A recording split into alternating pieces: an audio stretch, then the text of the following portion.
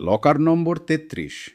Part ৩ করিডোরের অন্ধকারে শুধু সেই মেয়েটা না, আরও কয়েকটা ছায়া দাঁড়িয়ে আছে।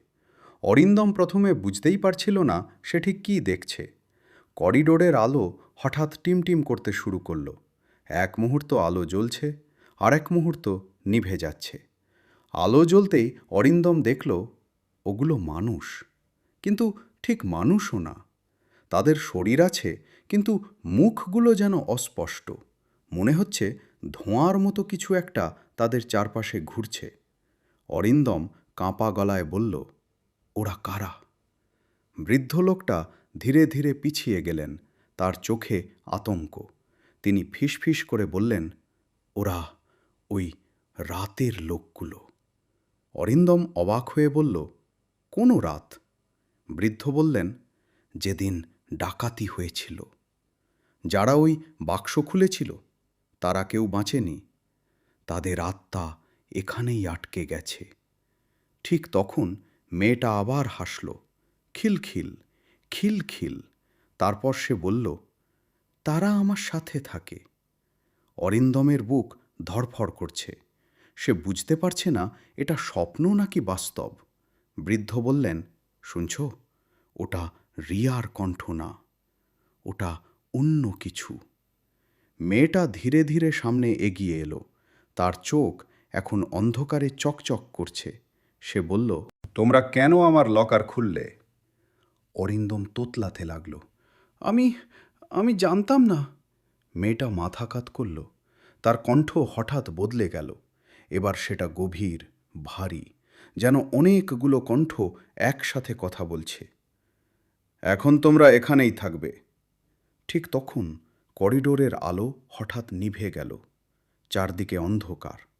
অরিন্দম শুধু শুনতে পাচ্ছে ধীরে ধীরে পায়ের শব্দ, টাপ টাপ টাপ। কেউ যেন তার চারপাশে হাঁটছে। অরিন্দম চিৎকার করে বলল, কে ওখানে? কোনো উত্তর নেই। হঠাৎ তার কাঁধে ঠান্ডা একটা হাত পড়ল। অরিন্দম চমকে উঠে পিছনে তাকালো। কেউ নেই। কিন্তু ঠিক তখন তার সামনে আবার আলো জ্বলে উঠল।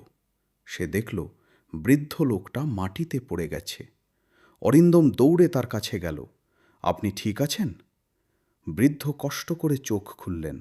তিনি বললেন, ওটা আমাদের সাথে খেলছে। অরিন্দম বলল, আমরা এখান থেকে বের হব কিভাবে? বৃদ্ধ ধীরে ধীরে উঠে বসলেন। তারপর বললেন, একটাই উপায় আছে। অরিন্দম তাড়াতাড়ি বলল, কি? বৃদ্ধ বললেন, যে বাক্সটা ওই লকারে ছিল ওটা খুঁজে বের করতে হবে। অরিন্দম বলল, কেন? বৃদ্ধ বললেন, কারণ ওই বাক্সের ভেতরেই ওটার শক্তি। ঠিক তখন করিডোরের শেষ মাথা থেকে মেয়েটার কণ্ঠ ভেসে এলো, তোমরা কি আমার জিনিস খুঁজছ? অরিন্দম ধীরে ধীরে মাথা তুলল। দেখল মেয়েটা করিডোরের শেষ মাথায় দাঁড়িয়ে আছে। তার চারপাশে সেই ছায়াগুলো ঘুরছে। মেয়েটা বলল, অনেকেই খুঁজতে গিয়েছিল, কেউ ফিরে আসেনি। অরিন্দমের বুক ধড়ফড় করছে। বৃদ্ধ ফিসফিস করে বললেন, ওকে কথা বলতে দাও। মেয়েটা আবার হাসল। চলো, আমি তোমাদের দেখাই। হঠাৎ করিডোর একটা দরজা নিজে নিজে খুলে গেল। ভেতরে অন্ধকার। মেয়েটা ধীরে ধীরে ভেতরে ঢুকল। অরিন্দম আর বৃদ্ধ একে অপরের দিকে তাকালো। বৃদ্ধ বললেন, ও আমাদের ফাঁদে ফেলতে পারে।